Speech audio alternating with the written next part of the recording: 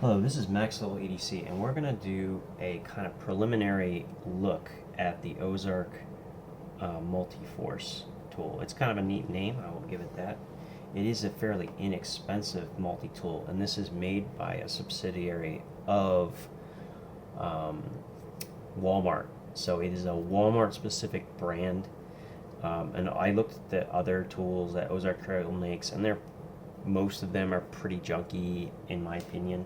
But this one, ever since I've seen it on multitool.org, I've been really interested in checking it out. And I looked at a lot of the local stores, and I couldn't find it. Eventually, I did, and it's even better than I expected. So, first off, it comes in this box. It does say that it's made of 8CR13 MOV steel, at least for the blade. I don't know if the frame and everything else is made of that same steel. It comes with, make sure you can see this. It comes with both the tool and a bit extender, as well as, which is not illustrated here, a decent clip case. I'm not sure I'll use it for the multi-tool, but I actually kind of like it maybe for additional tools, like in a small pouch. So there you go. So that's the beginnings. Now let's look at what actually the tool looks like. Now what I have here is I have a Leatherman Wave. So I'm going to kind of give you a comparison here. As far as width is concerned, it's pretty much the exact same length. It's very similar in dimension this way as well. But that's, and it certainly has similar tool implements, but there are actually quite a few things on this tool that are different from the Wave. It is not a direct copy. One thing that's always driven me crazy about the Wave is the shape of this cut here. This part always digs in when you're gripping it really hard. This is something that they didn't do on the Ozark. They created this nice sweep. That's one thing. The other thing that always drives me crazy about the Wave is how sharp these finger sections are, and they did a really cool thing on this tool. Maybe you can see it. They actually chamfered the implements so that it doesn't cut your fingers, and then they added an additional bit to help give you grip, which I think is pretty darn cool. So one thing I do want to check that I haven't checked yet is I wanted to check blade thickness relative to, well actually let's do apples to apples here. Let's grab the straight blade, which is very, you'll notice it's almost identical in shape to the Wave, but is just a smidgen smaller, it looks like. Make sure this is teared. Okay, looks like 2.45 on the Ozark. And just a little bit higher, 2.7 millimeters. So it's a little bit thicker than the Ozark multi-tool. It's not the end of the world, but it's a little thicker. And relative to its size, that makes sense. It looks like it's just a little bit smaller. It does come with a pocket clip. Now this is, in my opinion, it's pretty mediocre, and considering this feels to be about the same weight as the Wave, even though it's a little bit bigger, it definitely doesn't feel much heavier. It's probably between 8 and 9 ounces. I have to actually confirm that. Maybe it's potentially on the box. Ooh, actually I'm wrong. It actually says it's 9.8 ounces. But that doesn't seem right to me. I'm actually going to have to check that, and I'll get back to everyone on that. Alright, now it has very similar implements on the outside. The saw looked pretty comparable. What I didn't think was comparable so far is the file. The crosscut is actually pretty decent. It definitely has some grit to it. Whether it's well treated so that it'll work on metal, we'll have to try.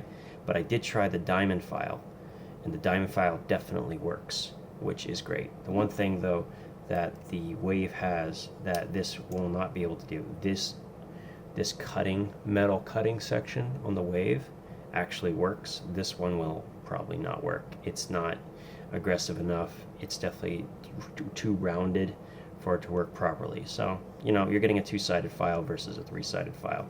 That is something, if that's something that's consideration, think about that. Now the other thing that you'll notice, so this is the plier pivot side, and this is the plier pivot side on this tool. Do you notice what the problem is? Yeah, that's right. They moved the blades to the opposite side, and in this case I would actually have to agree with Ozark. This is a better design, and the reason is when you open the tool you don't get the same problems of pinching up here where your fat of your finger might potentially grip. So you're going to have a better, safer grip. Now there's another thing I would like to mention. While it's better probably open, you'll notice that unlike this is a bent frame, a single piece. It is one piece rounded and folded over itself, whereas the Ozark tool is actually a cover slot and then an internal frame. Now it's so well seamed, you can see this maybe, so well seamed in fact it's very, very hard to tell. You just see a little bit of it here, but generally speaking it's very, very nicely done. There's definitely a couple of small pieces that are holding this side to make it nice and curved, but I'm impressed. I mean, this has been nicely sanded. There's no sharp edges. Very, very well done. Very, very well done. Okay, here's another thing you'll notice. You look at the width of the frame. Now the plier head, and this is something I need to check right now, may be the same width. I'm really hoping it is. That would be helpful. This is 7 millimeters. Please be 7 millimeters. 7.34. Okay, so this is a little thicker, which won't be the end of the world. I think that's very similar to the Surge plier head actually in width. We'll have to see. But what I'm curious is if the shape of this right here is similar. I'm hoping I can reverse engineer, aka putting wave plier head into the Ozark tool. I'm hoping that what will also be true is having the this internal structure, that these locks are similar to the wave, and from what I can tell they are pretty damn close. So if these are the same pivot size, we could be in business by reverse, engineering with this. So pretty cool, and there's definitely more space in this than there is in the wave. So should be able to get at least one more implement in this frame than I could in a wave frame, which is actually another really cool thing. So preliminary, looking really, really, really good. It does come to a nice point here. The wire cutters look like they're come together decently, and $37. Okay, not a direct knockoff to the wave. There is some differences, and you can tell. Maybe that's a little clearer, but no, it is on preliminary look. This is a really, really well built tool. I'm really, really impressed. I'm going to put some pictures on Instagram as well, showing really close-ups of each of the different implements and the different designs, but particularly the frame is really, really well built. I'm very, very impressed so far.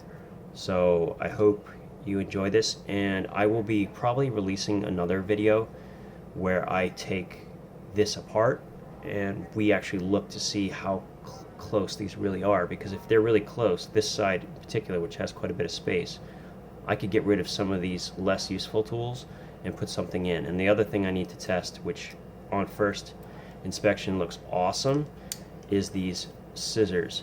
Unlike the wave scissors, these are have a steeper angle, which should give it a better ability to cut. And actually, we're going to try this for the first time. This is Survivor cord. Wow, that's actually pretty amazing. So this actually has small copper gauge wire in it in addition to everything else. So this is about as tough as you want to go. And at first glance, this thing absolutely rocks. In fact, I know for a fact that the wave scissors that I used, the 4 pairs that I tried, could not cut this. That's amazing. Okay, that makes me very excited, in fact. And if this can go in the wave, maybe I'll actually put a pair of scissors back in my wave for the first time. So that's also kind of exciting. But one thing that will not be able to fit in my wave is the most important thing that's in this tool, in my opinion. And I took the bit out. I'm not sure exactly where I put it. But full Hex Bit Driver. Now, this is not a magnetic driver. It requires those ball detent sets, but I actually prefer that because if I wanted to, I can convert this by putting a magnet in it.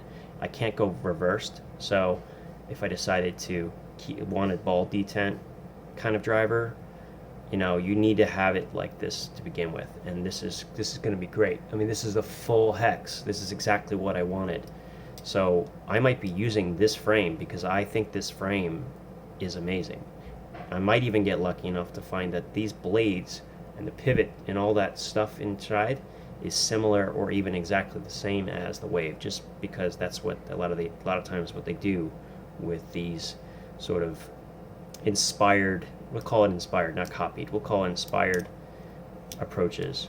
This is, however, not an exact copy of the Wave. There's definitely some differences here, and it is pretty impressive on first glance.